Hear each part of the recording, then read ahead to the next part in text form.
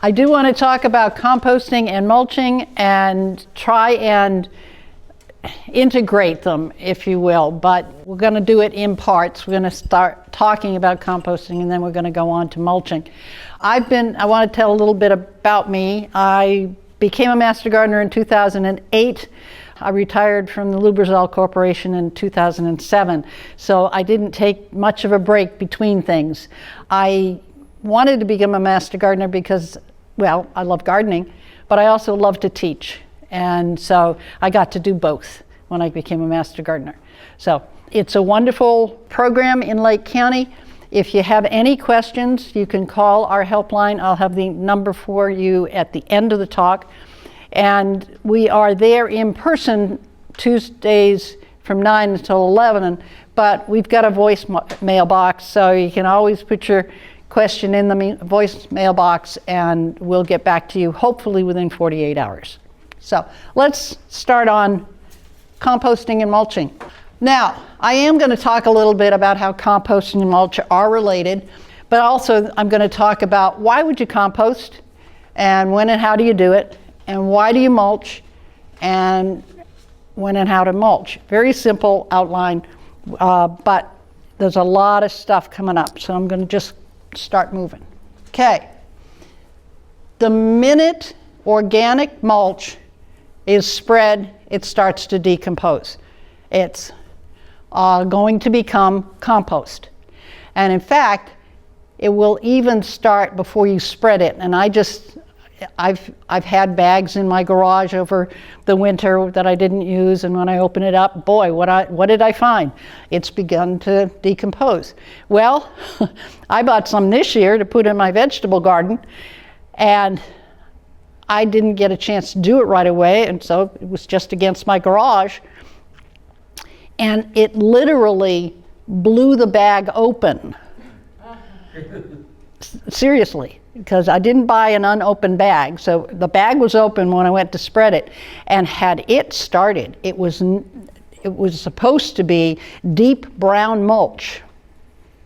It was very white because of all of the microbes and all of the little wee beasties that work to make whatever you put into your compost pile into compost. And it had already started, and that was just a couple of days in the hot sun against my garage. So it does. Now, once your compost has finished composting, guess what? You can use it as mulch. So they are sort of a continuum. Compost over here, mulch over here, and in the middle they meet. So we're going to learn about composting first. Composting is really a great way to get rid of your lawn trimmings and the stuff that is left over from your supper, except for the meat and anything fatty. You're going to improve your soil by using compost. Compost isn't just new dirt. It's very rich with nutrients for your gardens. And if you use compost in your gardens, you get healthier plants, and so therefore it's going to give you cleaner air, and it's going to also conserve your soil and make your home more beautiful. And it's better than bagging, and I mean, let's face it, we do pay for it when they pick it up, so it saves you money too. What composting does is it returns the organic carbon matter back into a usable form. Your egg shells are not typically usable in their form, in their true form. And neither are banana peels or any of those other things that you have in your kitchen. It's going to stimulate the growth of organisms that will, in fact, enhance the health of your plants. It also is going to, I mean, we're in Lake County. You can have everything from pure clay to deep sand, and somewhere in between is loam. Well, compost will help to break up the clay, and it will give structure to sandy soils. So it will ultimately turn your garden into a beautiful loamy place for plants to live and love living. My garden, my vegetable garden, is a little bitty plot that's 13 by 6, and it's got the house on one side and it's got walkway on the other 3 sides. So it's self-contained. It was the lousiest stuff you're ever going to want to know. And in fact, when I first planted a garden, my carrots grew out of the ground. They grew up. They did not grow down. So I started adding compost material to my garden, and now I don't have to do anything to it. I just dig it up with a trowel. I don't even till it anymore. I don't have to because it's such beautiful soil. So, and that's just straight from putting my compost into it. It keeps your yard trimmings and other debris out of landfills. Believe it or not, landfills have 20 to 30% of household waste that could be composted. So instead of putting it in a plastic bag and throwing it inside another plastic bag and then putting it on the lawn to be picked up, you can put all of these usable stuff into your compost pile. We want to reduce the greenhouse gases, and it's amazing how much, just if you were just to put all of your household stuff into your compost pile instead of into the landfill. And you don't have to use as many pesticides and chemical fertilizers if you're using compost, because as I said before, compost is very, very rich in nutrients. And so it is fertilizing your soil without having to put those heavy chemicals on your land, on your lawn or whatever, even your gardens. What do you put in? You put in your yard trimmings, leaves. We recommend not putting in grass clippings. We ask you to just leave them on the lawn because they will break down anyway and go down into the soil. And if in fact you do use chemicals, it keeps the chemicals on the lawn, and they continue to fertilize your lawn if you leave them on there. So that's the only thing we don't recommend you put in it. And they're also hard to break down because they're so moist. They create an area that won't decompose as easily. Any ground brush and, as I said, kitchen scraps, anything that comes out of your kitchen that doesn't have oil on it or meat products can go into your compost. Eggshells is the one food product that is the exception. You can put eggshells in there, but break them up, please. If you don't break them up, 3 years from now, you're going to be turning over that compost pile and you're going to be finding them, because the little microbes that are working on your compost need those edges to work on.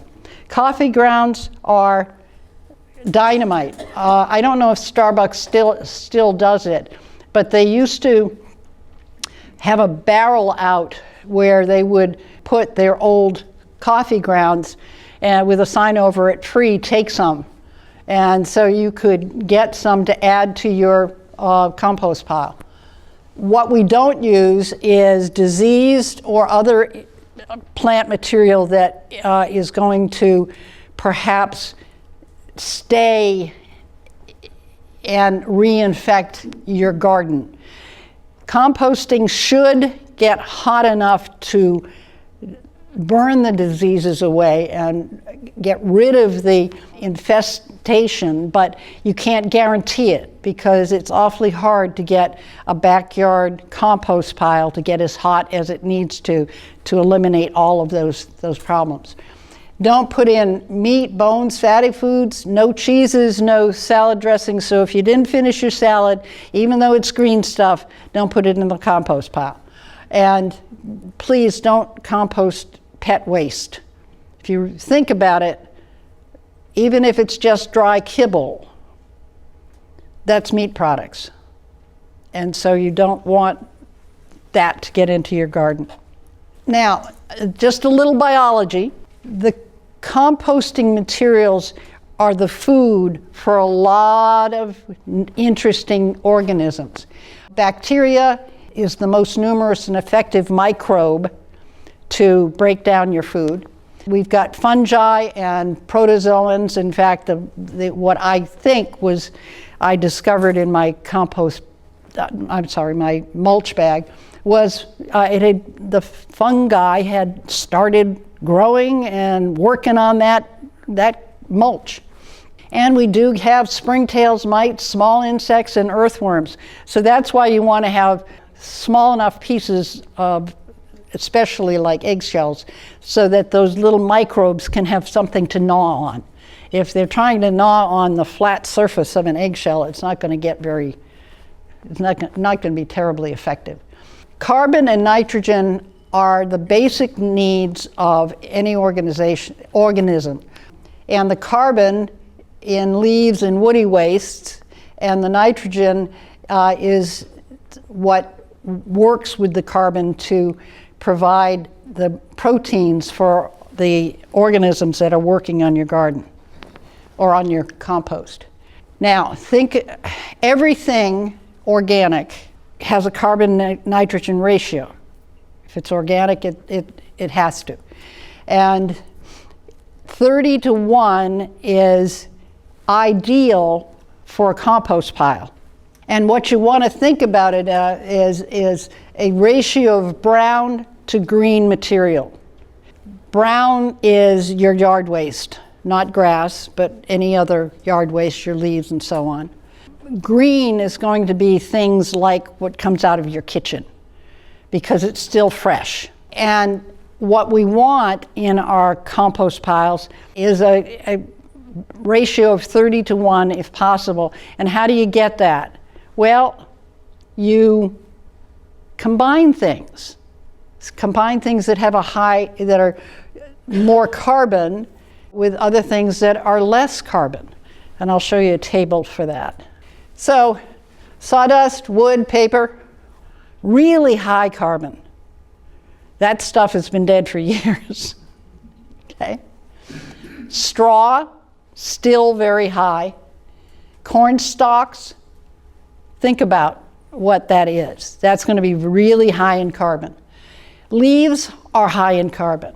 But as you move to fruit waste and manures and your food waste and grass clippings, I do have that on there even though I don't want you to use it, and alfalfa hay. So what you would do is you would add enough of the green stuff to make the brown stuff break down. Okay? Now, do I ask you to get a measure or a weigh, a scale or anything else? No. You're going to get a sense of it. If it's not working, if things aren't breaking down, if it's too moist and gooey, as somebody mentioned earlier, it probably doesn't have enough brown stuff in it. If it's not getting at all gooey, you probably have too much brown stuff. So you finished with your newspaper? Shred it up, put it in your pile. Because that's awfully high in carbon so if you've got a moist, smelly, gunky thing, it means you don't have enough brown. You can just throw in an old newspaper, but you really want to tear it up first. I mean, just think about it. If you just put it on, it's not going to do any good. Yes? Is it that combination, that ratio, that causes it to be hot? Yes, in an indirect way. Okay, because I have a problem with mine not being hot enough, so you'll get to that? I certainly hope so. If not, you will ask that question again. It's partly that. What it is if you've got the right ratio and you move it, as I'm going to talk about, the heat comes from the microbes working on chewing things up. It's that creates the heat. So if you give the right kind of environment to these wee beasties, then your compost pile will get hot. But I've been doing it behind my garage for years, and I just keep turning it, and lo and behold, I get to the bottom of my pile and I've got some beautiful stuff down there. It needs to be turned so that you can encourage the microbes to work. And we're going to get to how to build one. This is part of what answers your question, because the hotter it is, the faster it'll compost. It can get too hot, and we'll talk a little bit about that. But you want small pieces, so you're not going to put logs in there. You might put some twigs at the bottom, and I'll talk about building it. But you want your pieces to be smallish. And I don't mean minuscule, but you want them smallish so that the microbes can get to surfaces and start the whole process. The bigger your pile, the better. Think 5 by 5, okay? 3 by 3 is okay. So, I mean, it just takes longer. And it will happen. The other thing is, you do need some moisture in this compost, because everything that lives needs air and water, even those microbes. And so if it becomes too dry, they can't live. And we're going to talk about how to make sure that things are right. You want air passages. That's one of the reasons why you toss it a lot. You don't toss it weekly, or certainly not daily. You do want it to be about as moist as a wrung-out sponge. If it's wetter than that, put more brown stuff in it. If it's not wet enough, you can actually just turn the hose on it for a little bit, sprinkle it. But it does need to be wet. As I said, up to 5 by 5 are going to be hotter than smaller ones. You don't want to go less than 3 by 3 typically, because that doesn't give enough mass for the whole thing to work. They should not exceed 140 degrees, and there are thermometers out there. One of our Master Gardener educators had a long thermometer that he could stick into a compost pile to see what its temperature was. That thing scared me to death. It was about this long, and it had a very sharp point on it. And I was not going to take it and show it to anybody. He said, "Here, you can take." No, I don't want to touch that thing. That scares me. Temperatures higher than 160, you could actually have some burning start.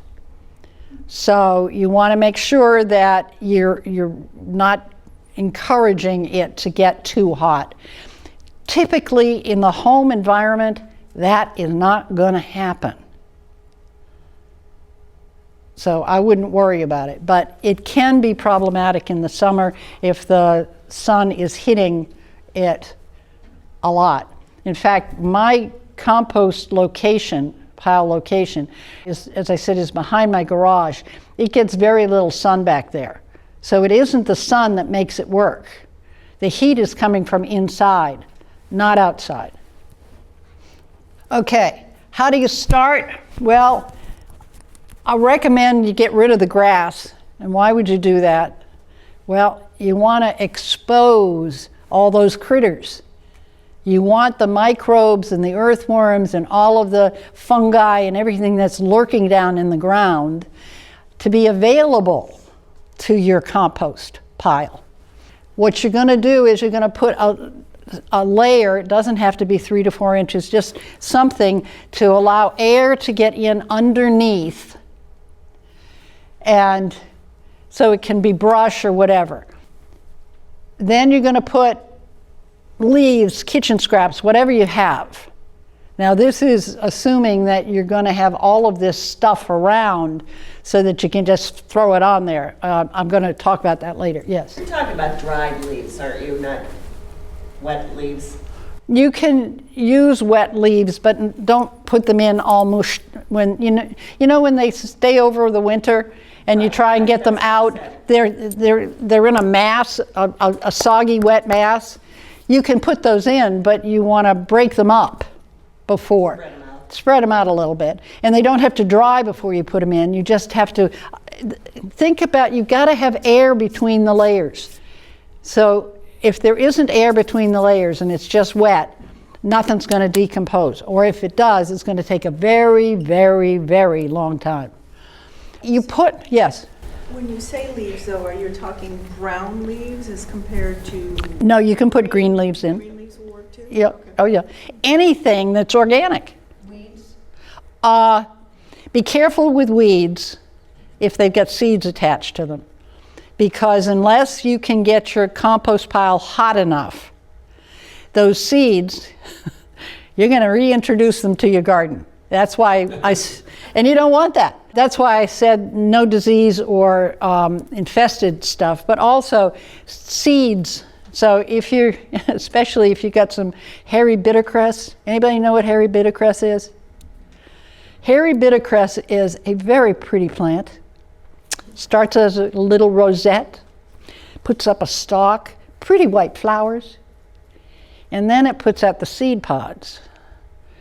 And if they get to the point where they're ready to propagate themselves, you touch that plant and it goes pwing!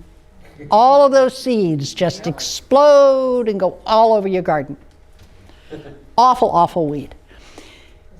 I would never put hairy bittercress in my garden, in my compost pile, because I am absolutely convinced that it would lurk down there just waiting until I turned the pile and then it would go swing. So if you're doing this for the very first time and following this recipe, you do want to put in a little bit of soil. Why do you do that? It's an inoculant.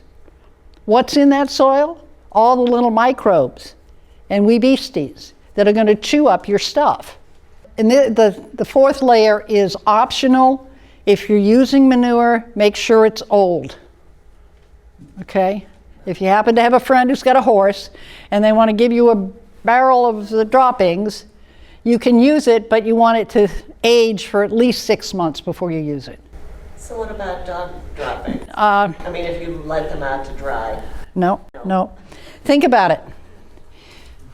Dogs and cats are carnivores. Yeah, I see. Cows and chickens and horses, anything like that, they eat hay.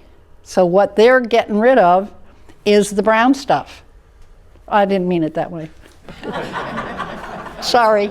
But you know, the 30-to-1 kind of brown, yes. Chicken manure is good, but you do want to be careful because chickens are omnivores. Yes. And they will eat small rodents and stuff. Yeah. So you want to do, but also the other thing about chicken stuff, it stinks. Yeah. Oh, I made the mistake of using it in my vegetable garden right outside my back door. 1 year, never did it again because it just was so stinky. So after 3 or 4 weeks, so you think about turning it once a month.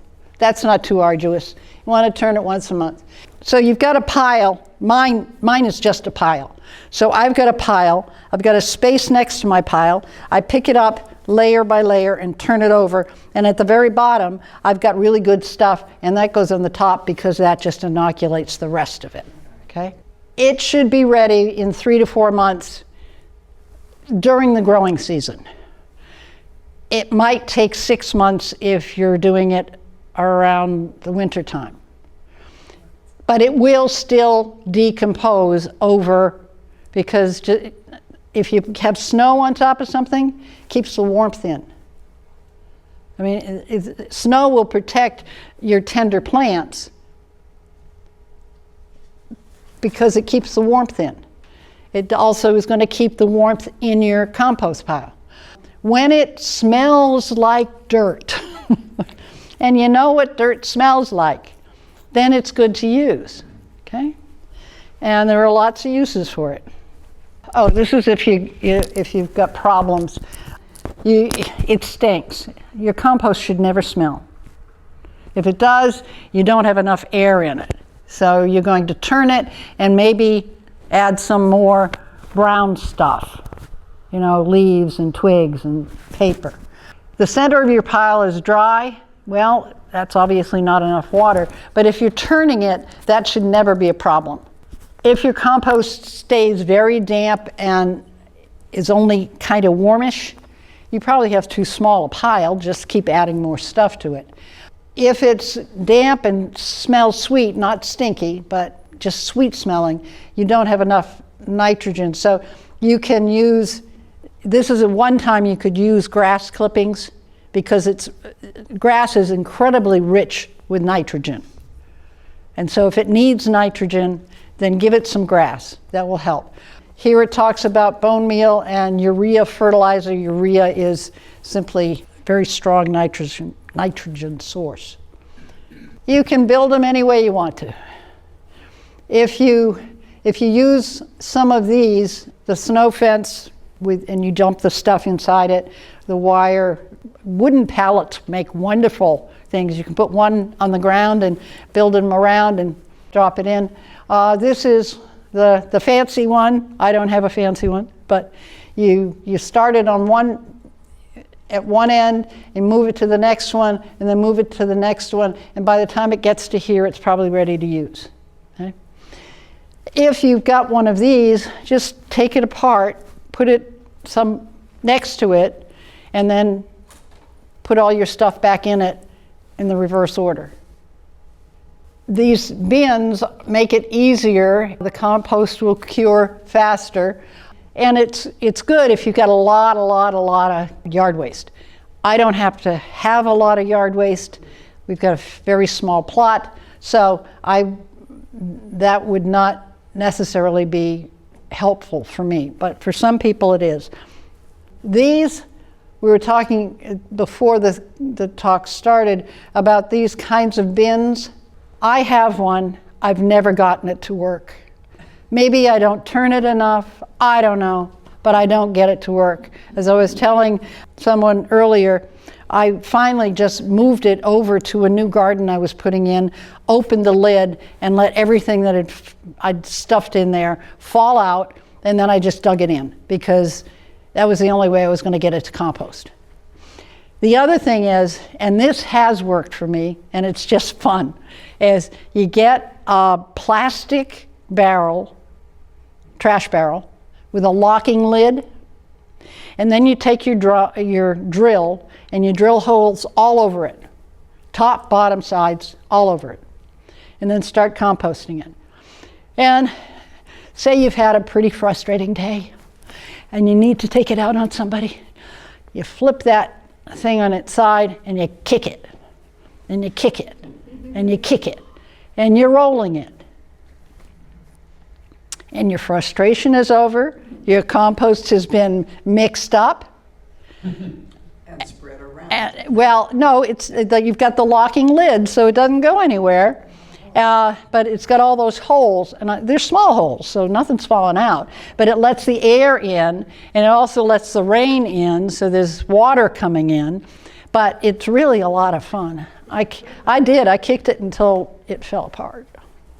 But it was fun, and I did get good compost out of that. Maybe because I got my frustrations that I was churning it more than I turned one of these things. I don't know. This one doesn't give me any frustration relief. Yes? Yeah, for the holes in the garbage can, what are you talking, 1/4 inch, 1/2 inch? Quarter. No bigger than a quarter inch, yeah.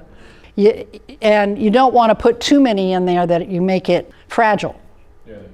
But enough that the air can get in, and don't forget the top, because you need the top for the rain to come in. Okay, thanks. Yep. Open heaps is what I've got, and I've got 2 of them, and I just keep moving it from one to the other, and then down at the bottom is just this beautiful black gold. Yes? Don't you have critters get into it? No. Why not? Oh, I don't know. Why do they want? I mean, they You're decom- I think they went to your garden instead. Kitchen waste and stuff. believe it or not, if they do, I've never, I would be able to tell if the pile had been disturbed, and it's not. I don't know if. The critters would be more interested in meat products if you would throw them. Yeah, and that's one of the reasons you don't put meat products in, thank you for that, is because it will attract the nasties. Yeah. But no, I've never had a problem with, I mean, the critters will get in my garden, and they took my broccoli down to the ground one year. My husband thought it was hysterical. I wasn't terribly amused. Now, we have clay soil where we are. Should you like add earthworms or anything to it? No, They'll no. just be attracted. I wouldn't bother, because they'll come. Oh, they do. Yeah. Well, they'll come from somewhere. Because Okay. no, it's what you're doing is you are enriching the soil, and it's going to start slowly, but it'll happen. The other thing, and somebody told me about this, and it's rather what I did when I dumped my compost bin and just dug it in.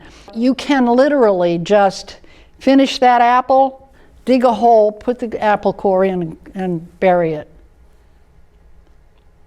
Or you can, if you've got a vegetable garden that's fairly large, not like my little bitty one, you can trench between the rows of beans or between your tomato plants or whatever's, and just trench it, dump kitchen waste in, cover it up, and it'll, I mean, believe me, it'll happen fast. So that's another way of doing it, is through trenching. You can use it as a germination medium. You want it, you're going to take it out of your compost pile. You're going to let it stabilize a bit for a day or two, and then you're going to screen it so that you're getting rid of any bits and pieces that are too big. But it has to be old enough so there isn't stuff in there that's going to hurt your little seedlings or your seeds. I do 1 to 2 inches of compost where that's why I have carrots that grow down now instead of up, because I've been doing that. And then if you just put it out in the fall, it will actually work itself into the ground itself. And this is actually mulching, using compost as mulch. And mulch gardening, so you're just using it as mulch instead of the stuff in the bags. And it doesn't have to be as well composted as it is if you're going to use it as a seeding medium. Okay. So here we go. It's a nice segue. What is mulch? Well, we use organic or inorganic to suppress weeds, keep the ground warm, and it makes it pretty. Organic, it can be anything. In fact, pine needles have become more and more popular of late. But you can use anything, even newspaper, as mulch. And what you do then is you put your newspaper down and you cover it with a thin layer of regular mulch or dirt or whatever, and it suppresses the weeds. And then it does what we just talked about. It becomes compost. It'll break down and go into your soil. Inorganic, gravel is okay, landscape fabric is okay, but you're pretty much gonna put mulch on top of that anyway. I don't recommend chopped tires or aluminum foil. They'll work, but They're not good for the environment. They don't break down. Any gravel is okay, but somebody recommended, I just heard about a woman who went out and got a boatload of chopped up tires and put it all over her yard, and her explanation was, if I put it down once, I don't have to put it down again.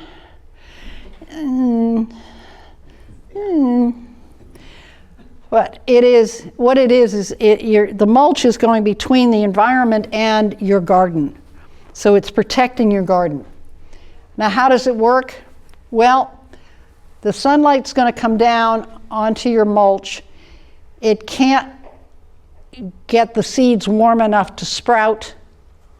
And so it's going to keep the mulch from hitting the seeds and your weed seeds. And it's going to break down, and you're going to get your wee beasties having more stuff to eat.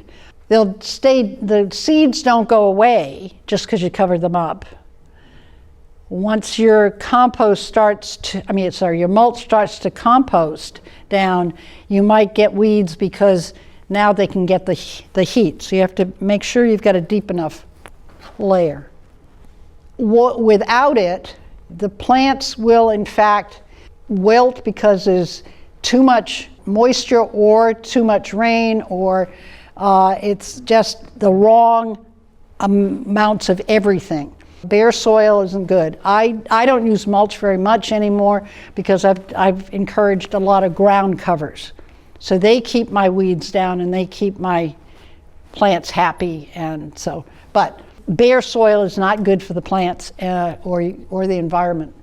It also is going to help reduce small plants from heaving. Have you ever had the experience of you planted a whole bunch of stuff and the next morning you came out and they were lying on the ground and you blamed the chipmunks or the skunks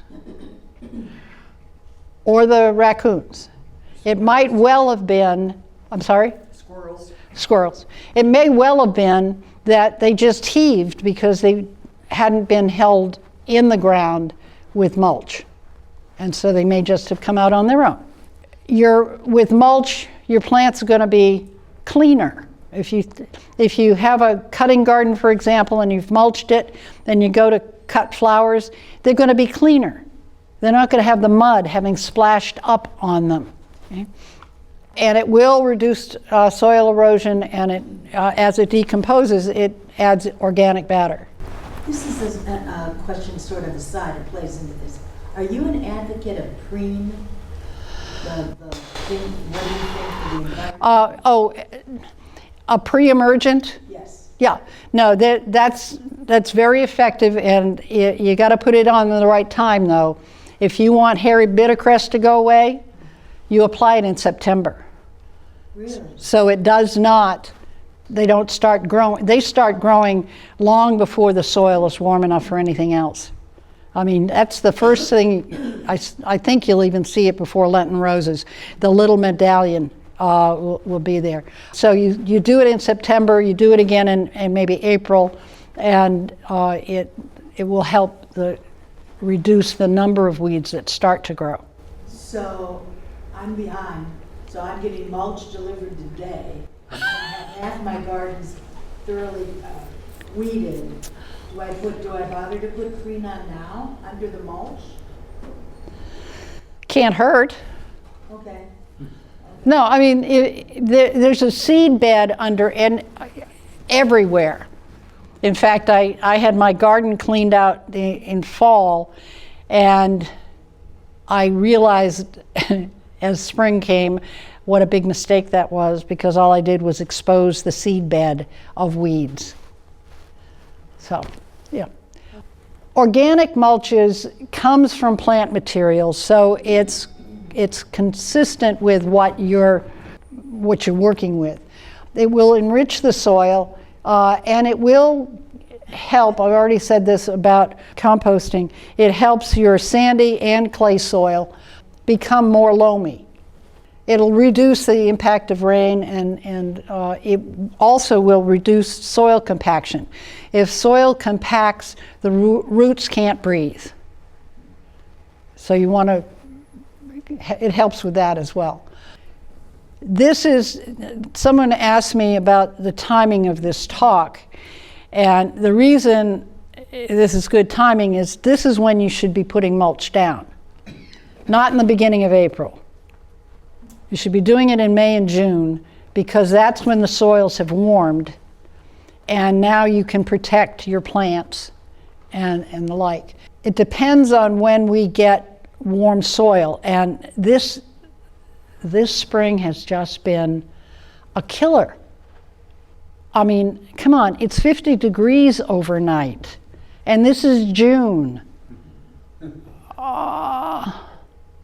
And yet it was 70, 80 degrees overnight a week or so ago.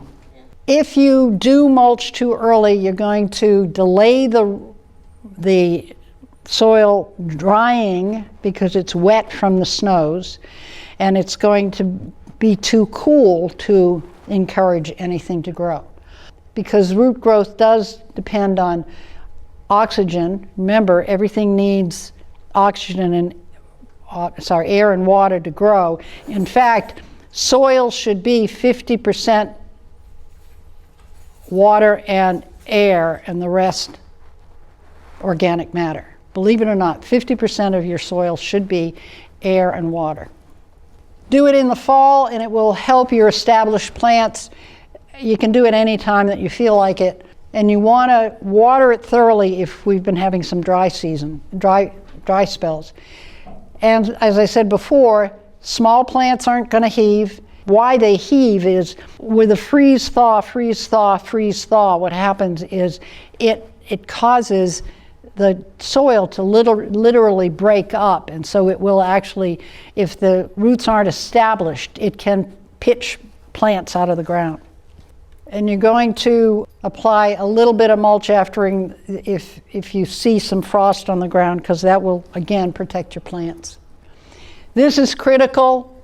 Too much is too much and too little is too little. It's about 2 to 2.5 inches of mulch is the perfect ratio. Some mulches are going to decompose fairly quickly over a year, and so you're going to have to put more on to bring it up to 2.5. If it's less than 2.5, weed control is very limited, and your soil moisture and temperature are going to be fluctuating too much. Research, since we try to do things by research-based information, if you've got 2 inches of bark, you're reducing the moisture loss by 21%. It's going to reduce the soil temperature when it gets really, really hot, so it's going to help against drought. And it will also delay the freezing temperatures by keeping the soil warm.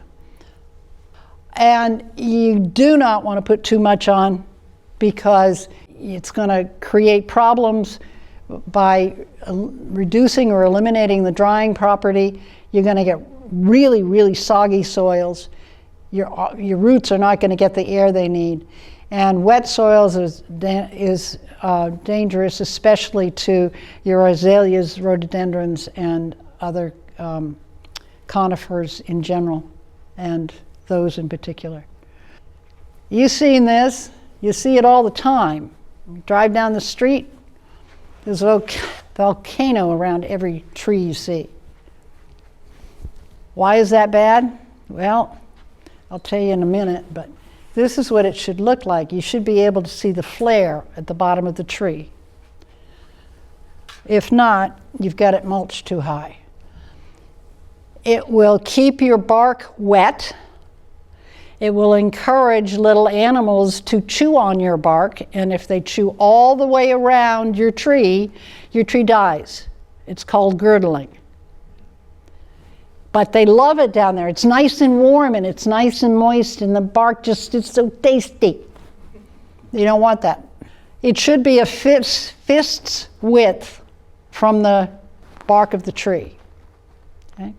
Or if you've got a nice flare, it should be at the edge of the flare. And you're going to want to pull it back because you want to make sure that those little critters don't get in there and hunker down for the winter. Because why go anywhere to forage for food if I've got this nice tree here with all this yummy bark? I can just stay here and eat all day. Composting is going to protect the environment, it's going to save you money, and it's going to improve your soil. All great things. Mulching is going to improve the health of your plants. It's going to have curb appeal, and the depth is, as I said, 2 to 2.5 inches. And never, please, don't ever volcano mulch. Oh, I have a question. Yes. Regarding that volcano type of stacking, does that apply to composting? Because I throw compost around a lot of my bushes, azalea and stuff, but I tend to put it up near the... It's best to, think about the roots are not going straight down. The roots are going out. Okay. So And so you want it out where the roots are. even for composting, not just the mulch. Yeah, composting. I would recommend that it not be right up against especially since compost is going to be moist. It's not good for the bark to be wet. Okay. Just bring it out a little bit, that's all, okay? We have moved, if you're familiar with where we used to live, we are now on 105 Main Street, Suite B402. It's the old part of the county building, not the new part that says Lake. That's our new phone number, and that's our website to get to it. And I have one last, okay. The hotline I've already said, that's the telephone number so that you can call whenever you need to. And not during non-staffing hours, we will get back to you. This is a great place for fact sheets, ohiolawn.osu.edu. And if you love to Google for information, start every search with site:/edu. Site:/edu will give you information that is research-based and comes from like OSU or any other educational institution. Anything that's got an edu at the end of its name will show up, only those will show up if you put site:/edu.